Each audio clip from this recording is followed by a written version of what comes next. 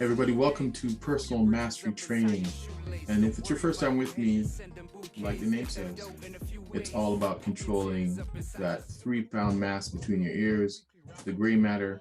Because here's one thing I realized when I was competing at the highest level of a competitive martial artist, I competed on the world level. I found out that no matter how hard I worked, no matter I could check all the boxes, first one in, last one out, all those kind of things. And I did that. I just found when I got onto the stage of performance, my mind, somebody else showed up. This is why I became, as a therapist, manual therapist, working with elite athletes, world-class athletes. I started realizing that it's a mind game. And that mind game plays into your personal life, it plays into your business life, it plays into everything. So if we can control the inner game, forget about outside. Nothing matters outside. So this is what this is about, personal mastery. And the training is obvious, like the name says. There's no one thing you're going to hear, no book you're going to read, no seminar you're going to go to that it's quick and you're done. No, it's training. It's a work in progress. So this is what this is about. I do 2 episodes. First I do a strategy session, which is a session where I suggest ideas. My goal is that you don't get through challenges or you don't get through your life, you get from it. You learn from everything. And that's why I'm going to suggest a topic, subject matter that I've talked with my clients about, that I've done. And I suggest that you take it away and chop it up. I'm not the owner of any idea. I'm just a vessel, and I share it with you, and I hope you take it away and master it. Next thing I do is a masterclass, which is what I'm having today. A masterclass is I get someone in who I look at as been working their game, has risen up from the bottom and are working their way up to that top. And I get them on here and we chop it up, we dissect it, we look at life, we philosophize, we talk about it, see how their journey, because success leaves clues. And the journey is filled with clues. So that's what we do. Today I have on a guest that I've been looking at, watching for quite some time now. I've done some manual therapy with him, but now I've found his mind game is there, and he's relentless on this pursuit for mastery, for greatness in his own right. And it's Robin Strand. Robin, real quick, here's the Cole's notes. He started bodybuilding started competing actually in 2010. And then he got his pro card in 2018. And from there, he started launching on his own with his passion and vision to help all his clients to level up their game. And he helps them with physical therapy and training, and really brings a different mindset to the game, a holistic approach to his bodybuilding game. His goal is to hit the Olympia stage next year, 2023. And that's what we want to work together and collaborate so he can hit that goal. And he's well-trained education-wise, kinesiology, a degree in kinesiology. And once again, he's got his experience as a bodybuilder for the last over a decade and a half. So, Robin, welcome to the show, my man. Thanks for having me, brother. Good to be here. All right. Looking forward to it, man. Looking forward to it. So let's talk about this idea of where you are now. Let's talk about where you are now and your pro carding. And I want people to understand, see, I've been in this bodybuilding arena for 20 odd years, 25 or more years. And I didn't know about bodybuilding. I just thought, a bunch of guys working out. I saw the magazines, I saw the Arnold, and didn't dive any deeper. And when I started working with this community, I realized what work ethic it took to get anywhere. It's difficult. Pro card is unbelievably difficult. Some of the guys come in, they can look great in my room. They get on stage and they just shrink away. It's such self-discipline. It's a sacrifice. It's selfish. It's so many things. It's mind, it's body, it's soul.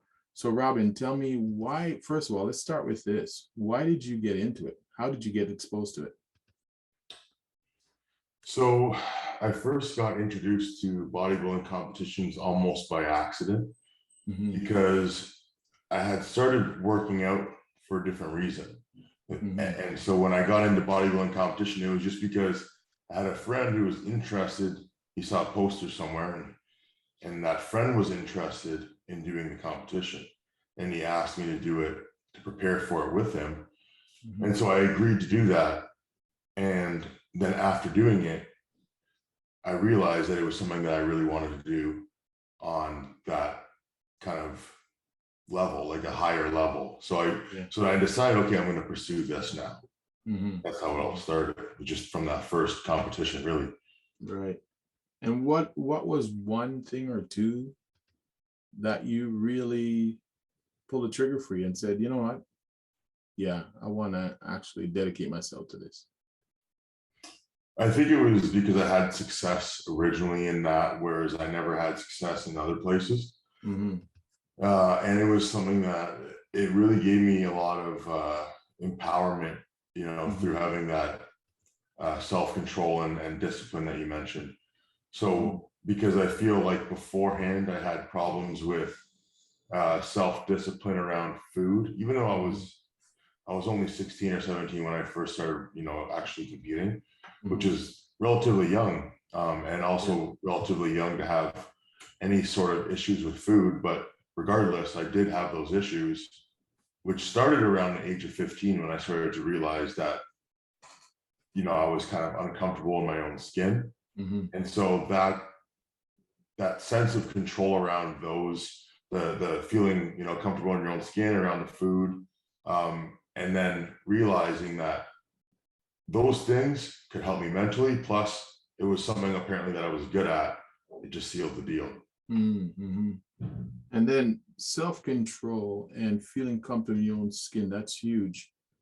How did you, looking back now, how did you master that? How did you start to connect the dots with that this is going to be, because it's ironic that this is a remedy, because this sport is one where you're judged on your subjectively. It's, you know, and so a lot of people actually would go the opposite way, but you're finding it that it actually gave you self-control, it gave you discipline, a level of respect. I felt like it gave me a feeling of being more free in my life, because because having discipline prevented me from returning to cycles of despair. I realized that I didn't have to go there anymore. And so that's what you know, really attracted me to being disciplined in the first place. Was it gave me a sense of freedom, because when I didn't have to worry about feeling ways about eating food, it's just like, this is my plan. And if I follow this, then I have no mental turmoil about making those right decisions. I already know I'm making the right decision about what I'm putting into my body. So it was a secure feeling that I had from that. And it took me a long time actually to be comfortable with having meals that were off the plan, to bring balance into my lifestyle, because I felt like it was like I'm losing that ability to control. So I wanted control around all those things, like to the extreme amount. And now over the course of the 10 to 12 years of doing this, I can have a better balance in my lifestyle, which is what makes it possible to do long term. Okay. So I love, one thing when I do my podcast, I like to pick apart some of the things I'm hearing and share it. So here's what I'm hearing from what Robin said. Is a quote out: discipline leads to freedom. And so true, because those people who lack that discipline to create a structure in their lives, they are slaves to their habits. And I love that you brought that up, because here's what Robin's saying. When he was 15, 16 and younger, he was a slave to his thoughts, a slave to outside influences, a slave to whatever the world would suggest that he become, or whatever it might be. But when he started bodybuilding and creating some structure about what he's eating, how he's working out, you know, discipline, it started to give him back his power. He give him back his freedom to choose, to control his world, his destiny. And I love that. And then he also talked about the idea that what I heard was the hyperstructure of bodybuilding also gave him the insight that it eventually led back to freedom to be okay with being loose with his schedule. So what once was this strict protocol, he got the freedom after a while to let it go a little bit and bring balance, because now he knows he can go back easily, transition from one to the other. Right? So if you're out there worried about food and be okay with going strict for a bit, because at the end of it all, it comes back to where you now bought control back to yourself. And I love that. Discipline leads to freedom. Right? In summary. Yeah. So who was your idol in this that made you now go, okay, I'm doing well, and now I have to go and get it's tough getting a pro card. It's tough. The windows, especially in Canada, being a Canadian bodybuilder, they don't hand them out very easy. So what made you, who'd you look up to lead you? Well, during that pursuit, it was Kai Green, because I had felt that we were in similar circumstances in the beginning. So that gave me hope that it was possible to do something like this, like win a pro card, regardless of your initial circumstances. And I realized that, I'm not even the only one, that many, maybe not many, but there are definitely some who have done the same thing. And so I connected with the philosophy that Kai Green had, where even during times of like despair or times of whatever, the chaos, I guess you could call it, that it was still possible to move towards the direction that your vision takes place. So it doesn't really matter what you don't have, you can still move towards that vision of what you believe is your destiny. So that gave me hope at all times. And so that was like one of the biggest things for me, that it was the realization that it was the mental aspect that would take me farther than anything materialistic. Yeah.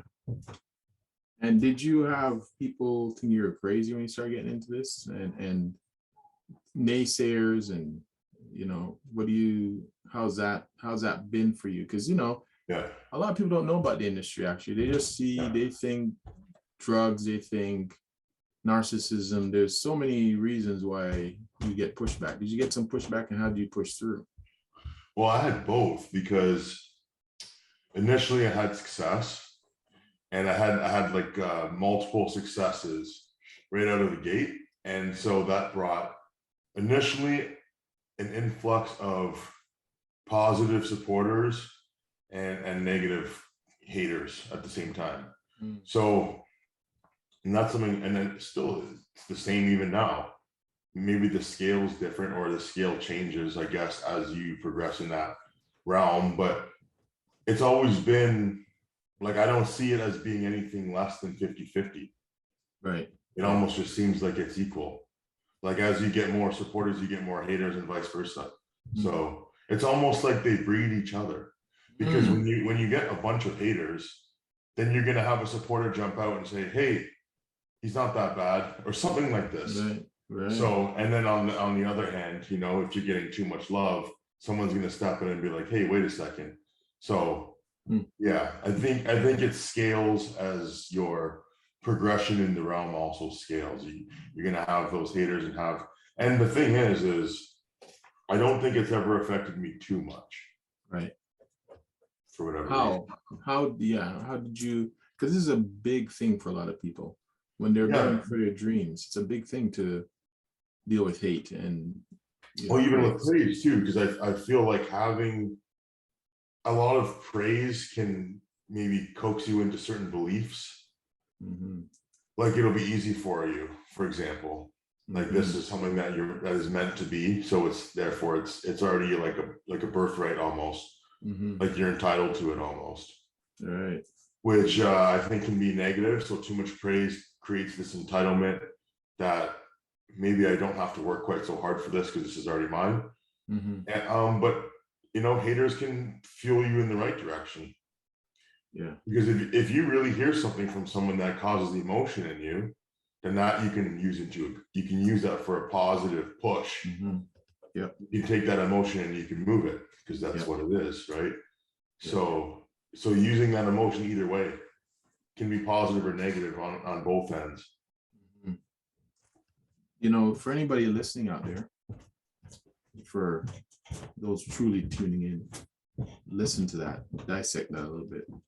Meaning, hate and support, Robin says 50-50. I would actually love that, to stick to that number. It is call it a 50-50, because even as you're saying this, even the people who have supported you for years, who love you, can actually turn into haters. If you're going too fast, too far, and too high, it can alienate some people. So if you can convert, though, hate is an energy. So is love, so is everything else. But what I'm hearing from Robin, what I'm taking from Robin saying is, convert that hate energy into fuel to fire you up, to keep going, to show them I'm here to stay. I'm not going anywhere. So we are alchemists.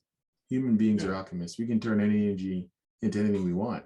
We can turn love into hate. We can turn, hate into love, support. So I love that.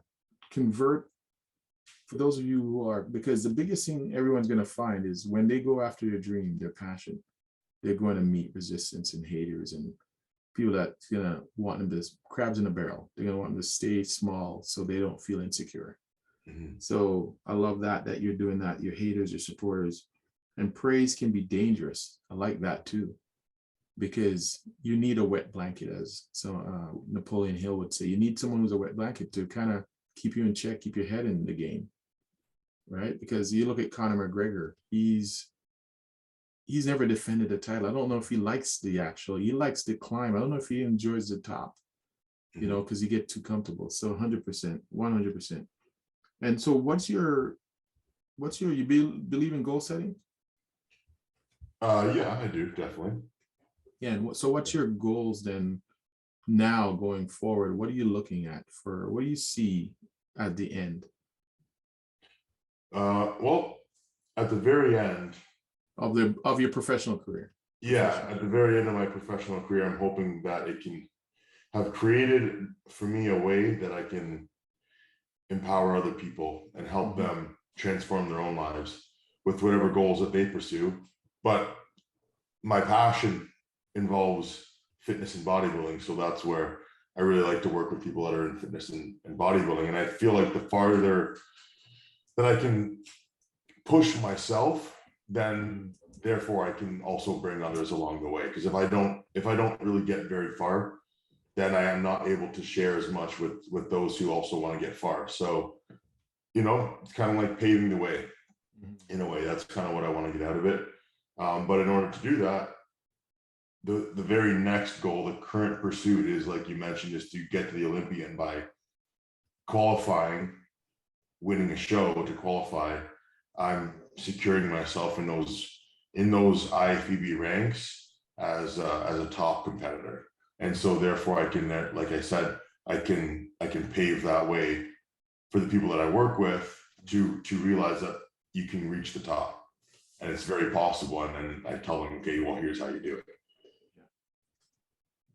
Let's talk about friends and support then. Who do you have on your journey to inspire you, to help push you through? Because there's going to be days when you don't feel as motivated. What do you do on those days? What do you do for mental gain? Well, the people that I have in my corner to support me, I have a very supportive girlfriend who shares the same lifestyle and passion. I have you, because I see you every week. I have people at the gym, like Dorian Hamilton, who coaches me. I have also friends at the gym. I would say, like, the friends at the gym as a whole boosts that environment and makes it a more pleasant experience every time I walk through the doors. So that I'm going to kind of just lump everybody in there, because I talk to pretty much everybody there. And then other than that, that's pretty much it, really. I've got my dog, and you know, I've got the people that help me take care of my body, and you know, it's a small circle because of that, because a lot of that time is spent working on myself and then trying to give back, working on myself and trying to give back. And then I do try to give myself as much downtime as possible, which is not very much, but that's when I would want to allocate that time and energy to the people that support me. And then, so you're a big believer. There's a quote about, you know, that you're the sum total of your 5 friends that you hang out with. Yeah. So well, I think it's even deeper that like the people that you share the most connection with, that's pretty much who you are. You start to embody those people in very real and tangible ways. You know, from your core, you're always going to be you, but the person that you're becoming in your daily grind is definitely a result of those people that you spend the most time with. Yeah, that influence you 100%. And then, so a couple of things. So what I'm getting from Robin is circle yourself with like-minded and disciplined and vision. If you notice, Robin said his partner's girlfriend, she's in the same path. So he doesn't go home and someone keeps saying to him, "Oh, were you going back to the gym again?" Wait, she understands. So as close as you can get to having someone at home who can support your journey, or your life partner, or someone really close to you in your relationship, personal relationship, that's important. That's what I'm getting from Robin. Yeah. Also, his circle is small. It's not huge, because you can only have so many people that you dilute your energy over to. And if you have 20 friends, they all want you, one wants to go party, one wants to go here. So you really keep a tight circle on purpose. Yeah. Yeah. Definitely. Yeah. I only have like 2 friends. Really? That's it. Yeah. Pretty much like close friends that I talk to on a daily basis. Because the rest of them, you know, I feel like you can only give your time and energy so much. So like you said, if you have 20 friends, yeah, you know, and I spend an hour with them each, it's 20 hours. Yeah. I could have 2 good friends and I can spend 10 hours with that good friend, with each good friend. And that bond and that connection gets so much better. So you just pick the right people. So important. There's so many nuggets here. Yeah. So if someone's out there and you're looking how to get started, go back and look at this. Robin's talking about discipline leads to freedom. Yeah. Focus, structure, friendships, who you're around has a huge importance. Keep your circles tight with those people who adds to your energy, not take it away. Yeah. Who has similar vision. And then also, when you're going up to the top, you're going to meet haters, guaranteed. Yeah. And supporters. And the supporters, you can't let it get to your head. You have to stay focused on the goal ahead, because you're only as good as your last win. 100%. Right? And just to go back to what you mentioned before about when those supporters flip and become haters, maybe they don't become haters, but you might just lose that connection with them for whatever reason. Yeah. And that's okay. Because whenever that happens, it was meant to happen. That soul bond, that connection, when it breaks, it allows that energy to flow to a new connection. And then maybe it's just because you were leveled up, and maybe that person wasn't yet, and that's okay. And you break that connection so you can then open yourself up to that next one that can help you level up again. Yeah. So that's why it's important to pay attention to how many people you have, because you can't level up with 100 people. Yeah. 1 or 2, 5, right? Yeah.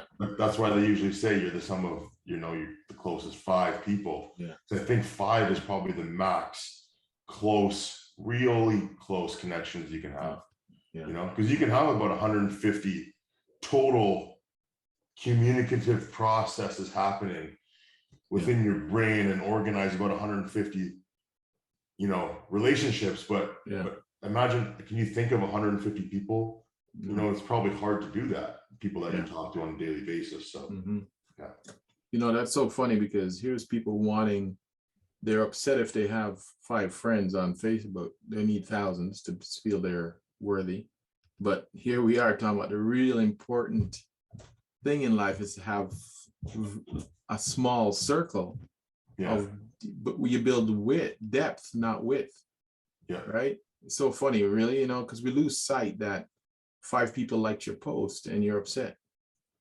Meanwhile, in life, who's the 5? Exactly. The ride or die, right? That's right. So you can figure it out quick, because if you just ignore your social media for a day, just see which 5 people send you a text message or give you a phone call. Checks in. 100%. I'll tell you quick, those are the people that are close to you, because if they can only contact you through Instagram or Facebook, and they don't even have your phone number, then don't even bother responding to them right now. That's the way I feel. That's the way I feel about that. View that, right? Just priority and energy is really important. Love it. Now, you said priority, which leads me to my next question on the path to mastery. Tell me about time management. How do you decipher who gets your time? There's only 24 hours, like you said. If I have 20 friends, 20 hours, and what am I talking about in those 20 hours? Are they going to feed me or take away? What do you do it? And, you're going for a huge goal, 2023. What do you do at time management? How do you start managing that? The only way that I can possibly do it, because I feel like without this, I'm extremely unorganized, is I just have just a daily planner, and I first mark off the times that I do cardio and the times that I train, and then based around that, that's when I can schedule time to do anything else with people or errands or whatever I need to get done. I just fill in those time slots, and it's a first come, first serve. And I feel like that's the best way to do it, because then if you have that conversation with someone and they want your time and it's going to be a regular thing, then they take priority, right? Just like training does for me. It's like, I know the times that I'm training, and that doesn't ever change week after week after week.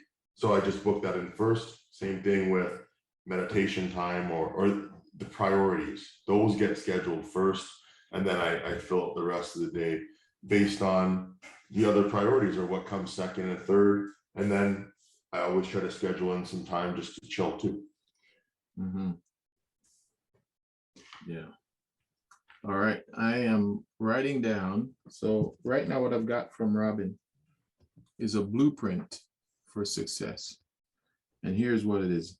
Number 1, no matter where you are or where you are right now listening, start to develop some structure in your life and bring some discipline, because discipline leads to freedom. If you feel enslaved by where you are and you don't have any control over what's going on in your life, insert some structure in there. Create discipline, because that leads to freedom. Get a mentor, someone you look up to. Like for Robin, it was Kai Green. He started to follow that path and, follow his example. So create someone that in your area that you want to go towards. So you have some example to guide you. Convert energy, so hate to motivation. You can learn to do that real quick, because as you level up, you're going to get haters, you're going to get supporters. Don't let either of them kind of sway you away. Keep your circles tight, your circle of friends tight. Don't have 1,500 people thinking that that's your friendship. You got to maintain all those relationships. Keep it tight. And they must be like-minded. They must be a tribe of people who believe in what you believe in, who support you, who add to you, not take away. And then one thing that Robin has been saying throughout is he also, when he manages his time, he also plays hard, but he incorporates some balance time to kind of re-energize and bring himself back. so you can continue on the journey. Right. So that's a great blueprint right there for anybody, wherever you're at right now, to incorporate those things in, and success. You can start on your road to mastery, to success. So Robin, after you transition from this bodybuilding pursuit, what do you see? How do you add value after this phase of your curtain call comes?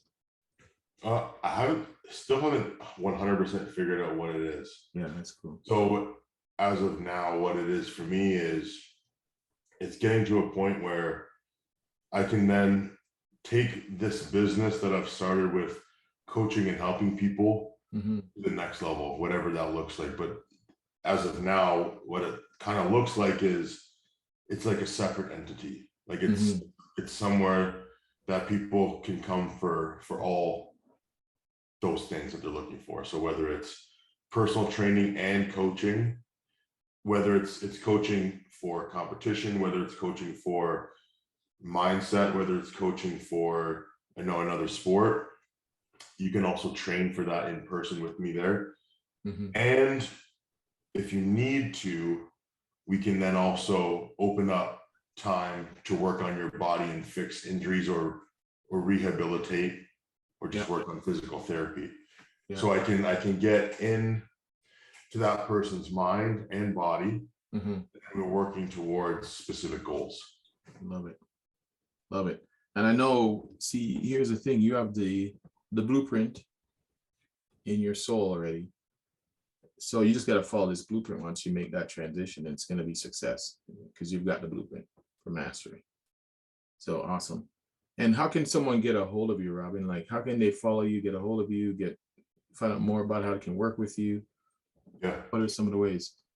Well, the best way would be going through my website. If you want to work with me, that's the best way to get a hold of me, because I'll prioritize people who submit coaching application. That right away, it shows me that you're serious about this. I'm going to read that, and then I'm going to schedule a phone call with you right away. So that's the best way to get a hold of me and to talk to me ASAP. Otherwise, if you want to check me out on YouTube, I have a range of videos from day in the life, food, eating, training, and then also my teaching on mobility and things like that.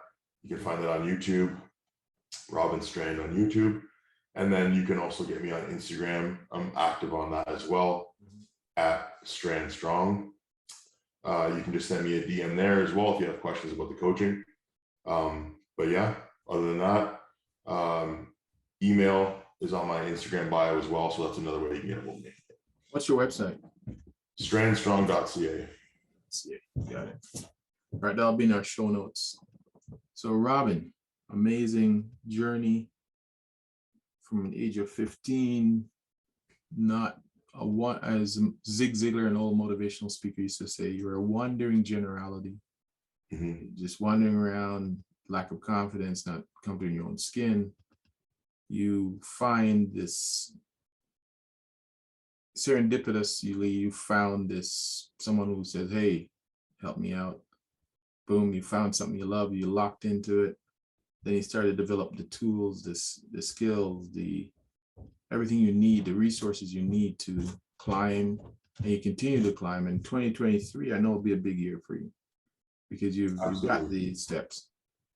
Every year is a big year, because like the show is all about, it's the relentless pursuit. It never really ends. And even when you get to that next level, every time I framed it like this for a lot of my clients they want to get that pro card. And I say, enjoy the process and enjoy the, like every level has so many kind of secrets and learnings and teachings. So just take your time to soak them all in, because as soon as you get to the next level, you start all over again, right from the very bottom. So that climbing up systematically is really what makes the process enjoyable, because every time you think you've gotten to that next level, like, I think I'm going to be satisfied here, I'm just going to turn pro. And I feel like that never happens. As soon as you get to that goal, you're okay, now where can we go from there? So it's a relentless pursuit, and it always comes back to you. You always have to bring it back to you. We're not trying to achieve that goal for any other reason that we become who we want to be to get there. Yeah, I love it. There's so much more, but I'll get you back on after you've won the Olympia. No, when you enter that Olympia stage, remember we heard it here today, July, we're recording this in July 2022. So when Robin hits the stage for 2023, we're going to get him back on so people can see that you can. What I love about this is timestamp, date stamp. So when people see that you set a goal and you hit it, they'll see it works. This stuff works. The discipline works. Love it.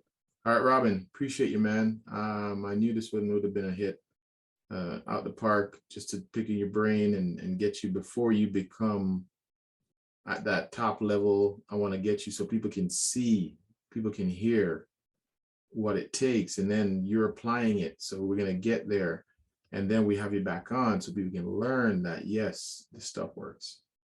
Love it. I love it. And we got to get you on Canadian Beef Podcast so I can pick your brain a little bit too. Done, brother. You got me. Let's do it. All right, everybody. So that's it for personal mastery training. Show notes will be there. Dissect this, pick it apart. Take what you want from it. One idea. My mentor said to me, one idea well executed can change your life forever.